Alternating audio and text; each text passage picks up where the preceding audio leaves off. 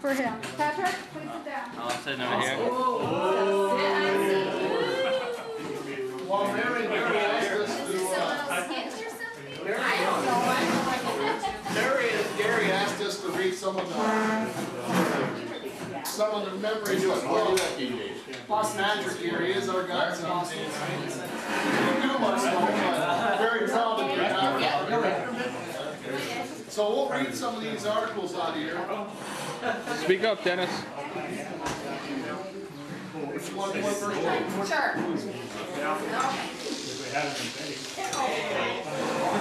Left here. Okay, on December 8th, 1990. Okay. On December 8th, 1990, our family was blessed with the birth of an adorable baby boy. You poor woman. Okay.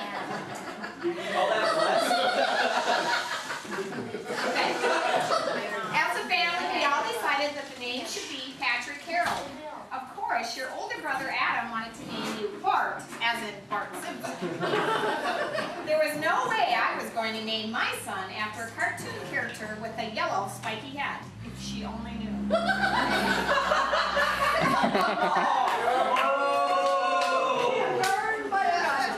As you can tell, the boys were excited about their little brother. Adam and Brian fought over you in the hospital and at home.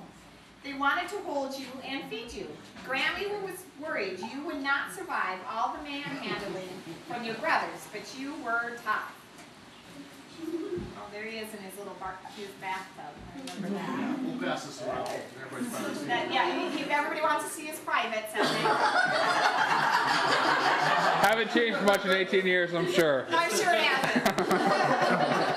Nana and Papa came down to help out when you came home from the hospital. We placed a card table in the living room next to the Christmas tree.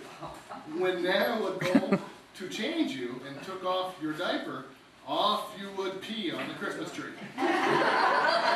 That's when your brothers made up a song, "Oh, Christmas tree, how Patrick pees on me. Over here, we got a new tree." When Adam and Maggie got their first apartment, their first Christmas tree was the only one you christened. Grandma was always looking out for you.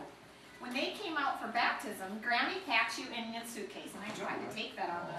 I have that very same picture. Because I got pretty attached, and I wanted to take him home. Aunt Jane and Uncle Dennis came out for your baptism also. There was a snowstorm, and Nana and Pop made it here because they came early, but Aunt Kathy and Uncle Ed could not get out of Connecticut due to the snow, and that lasted about half a day. Good one. You were about a year old, and Dad was here with you watching football. You wandered over to the fireplace in the family room and fell, hitting your head on the bricks. Show the scar, show the scar, show the scar. Point to it. Exhibit A. Mom and Adam and Brian came home to find Dad standing at the front door holding you. Of course, you were bleeding from the forehead. Yeah. So Dad and I took you to the emergency room. How were we to know that that was the first of many trips to the emergency room? Your first summer, we took our annual trip to Minnesota to see family. We spent time at the cabin, as was the tradition of all babies got their bath in the kitchen sink. One time, Grammy had the privilege of giving you a bath. That was one of the memories of the cabin. Reading? I started to babysit, and we always had a house full of kids. Amanda and David were the best friends, and you would play and watch the Barney tapes over and over again. Barney. And Haley, Hank, and Yvonne, if I said it right, Yvonne, would come from time to time. What a hopping time it was in our home. Dad even built you a sandbox that you all played in on the deck.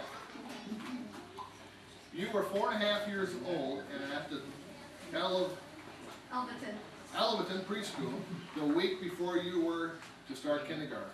when I got that fateful call at work, I called Adam at home and told him to get his shower because he had to pick you up because you were hurt. You were playing in the seesaw when you ended up hitting you in the mouth. You ended up in the oral surgery for emergency surgery. Exhibit B. I was sitting in the dental chair with you on my lap when the oral surgeon came in and saw I was white as a ghost. He never could stand in the sight of blood. He handed you to Adam and took me out in the waiting room. Adam was one that held you while the surgeon stitched you up in your mouth. You lost one front tooth and ended up getting the other one pulled. You also ended up with stitches in your mouth and lip. What a day that was. Yeah. A little bit like a December birthday. Bruce and Callista. Okay, lots of pictures. Remember when you were in Sunday school and for Halloween you had to dress as a patron saint? You dressed as St. Patrick. Then every year after that, in grade school, you had to dress up like a leprechaun on St. Patrick's Day. You also thought that was your special day. The suit you wore for Adam and Maggie's wedding was your leprechaun outfit. That year, the best, reversed. So it was reversible, versatile. There's a picture of the green. You and Brian came to physical therapy with me after I had elbow surgery. That was Exhibit A for Mary. While I was busy doing my exercises, you and Brian were looking around the area. You turned quickly and bumped your forehead on the corner of the thick wooden door. You ended my session early because we had to come home, pick up Dad, and yeah, another trip to the emergency room. I believe I was chasing you. I don't think we were looking at each other. Of course, you were very talented because you ended up with stitches in the same place as when you were a baby. Show it to I me guess it's again. better to have. I guess it's better to have one big scar than two small ones.